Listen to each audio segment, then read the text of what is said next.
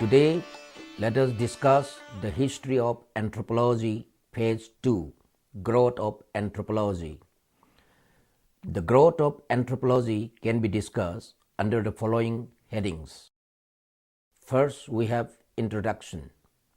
In the previous lecture, we have discussed the emergence of anthropology. Let us now discuss the growth of anthropology, that is, the development of anthropology as an organized and systematic discipline. In today's lecture, let me tell you a brief review of the growth of anthropology in general. Next, we have early periods 18th to 19th century. Let us review in brief the works of eminent scholars to assess the growth of the world anthropology. During this period, many divergent views about the origin of biological and social aspects of human beings by scholars of different countries were expressed, which ultimately shaped the theories of culture. Among these scholars, mention may be made of Marx 1818 to 1883, Charles Lyell 1797 to 1895, William Smith 1769 to 1839, etc. While Marx accepted the dialectical process as the moving power of history and believed that this process was marked by conflict. Parties. A French archaeologist came across some stone hand axes deposited in a river bed. He gave an archaeological origin of culture. This archaeological site was also visited by the famous British archaeologist Charles Lyell, who confirmed it and brought some of the findings to England and presented to the Royal Society and British Academy. Next, we have convergent period, when various convergent views like economic origin of society, the psychological origin of culture, or the archaeological explanation of the origin of man and his culture, etc., were being talked about. Charles Darwin, 1809 to 1882, was working on his monumental theory of evolution, which he announced in 1858, just 1 year after the death of Auguste Comte. However, Darwin's theory of evolution came out in printed form in 1859, which brought out with concrete evidences the physical evolution of man.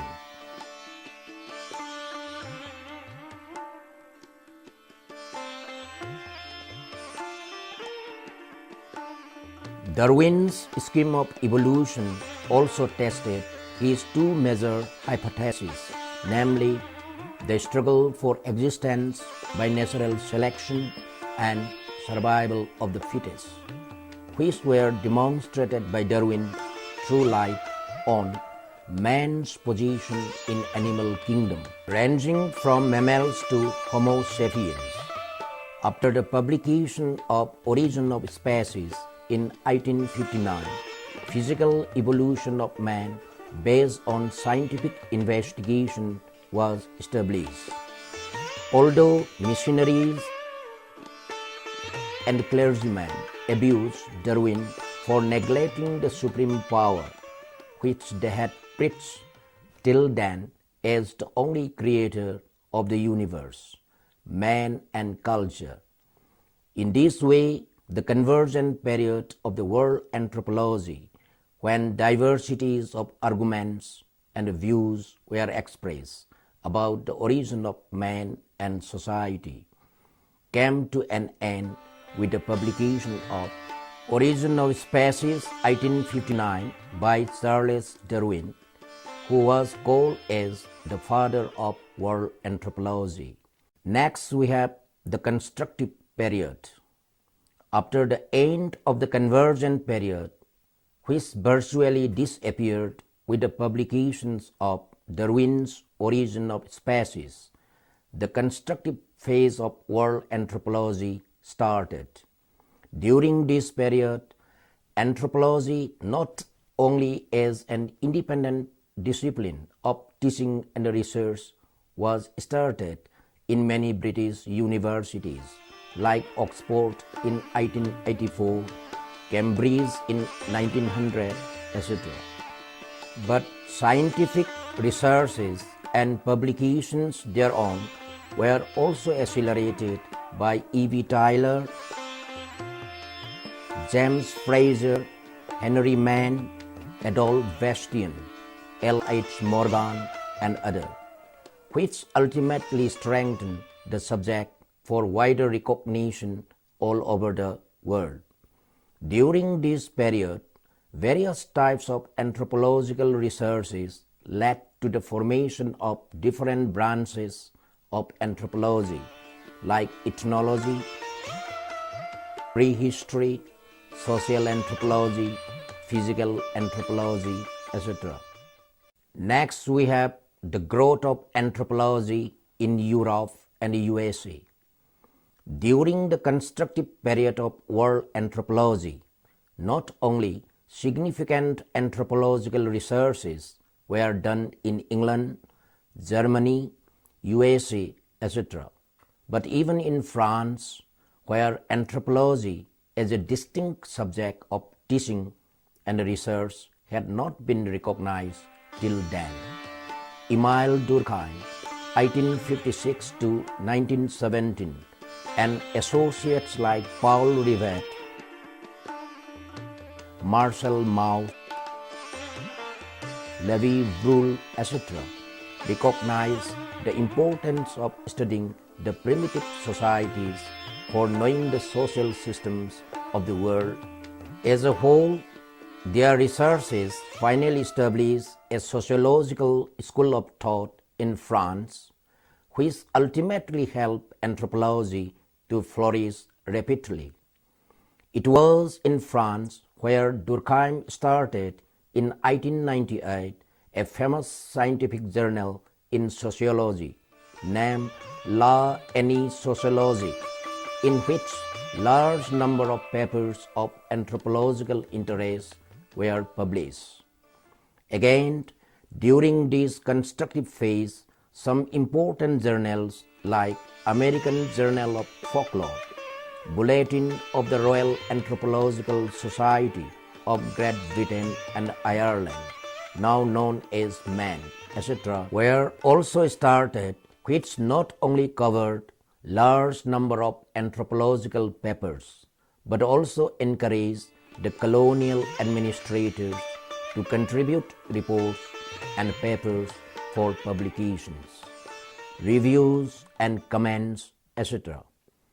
These colonial administrators, posted in different British dominions, made tremendous contributions for strengthening the anthropological researches.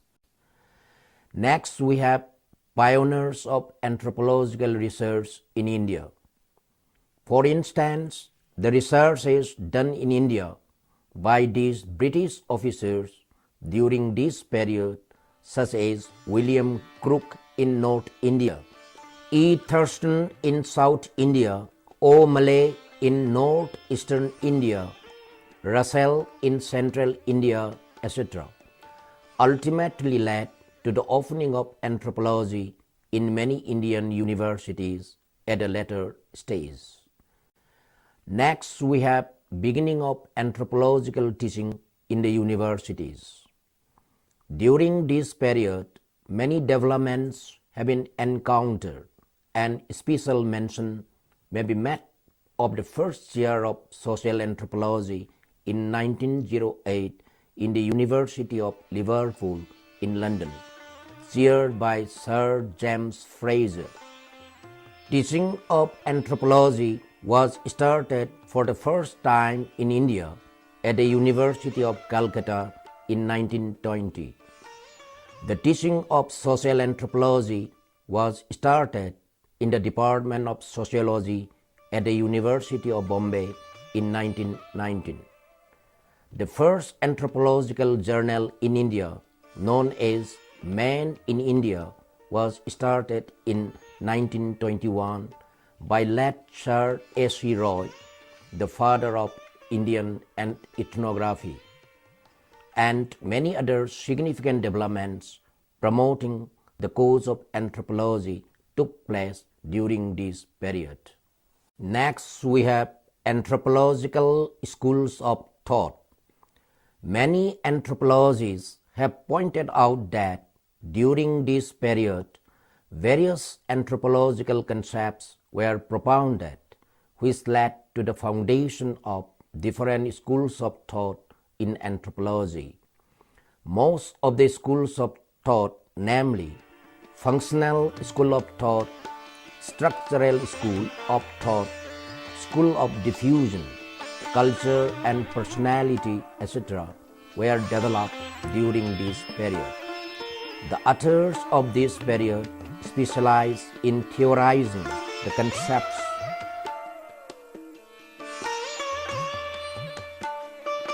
definitions,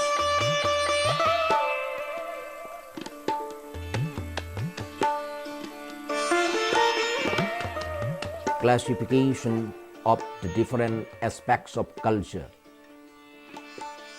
which are still unparalleled in the history of anthropology. For instance, Malinowski flourished in the field of anthropology during this period. Most of his publications were published during this period, as well as his historical field expedition among the Trobriand Islanders was done during the same period. Radcliffe Brown, a matchless theoretician of the British School of Anthropology, got his training in social anthropology under W.H.R. Rivers and A.C. Haddon in Cambridge during this period. Finally, at the world level and especially in USA, anthropologists like A.L. Crover, Ruth Benedict, Margaret Mead, Robert Redfield, Clark Weisler, etc., who have shaped the destiny of the world anthropological thought, flourished as anthropologists and then as theoreticians during Penniman's critical period of world anthropology. Thus, to a great extent, Penniman was correct when he says that critical period in world anthropology began after 1980, and probably the significant and very critical developments which took place in this discipline all over the world, where the main criterions which Penniman took into consideration for explaining the development of anthropological concepts during this period. After discussing all the different phases of the growth of world anthropology, now let us draw the conclusion. These are the phases and developments of the world anthropology as discussed above. As the book 100 Years of Anthropology by Penniman was published in 1935, it has virtually concluded the progress and growth of the world anthropology only up to that period. However, sufficient progress and development have taken place in the different branches of anthropology, which also reveal the trends in anthropological thought and theories, as reflected through the various world anthropological and ethnological sciences.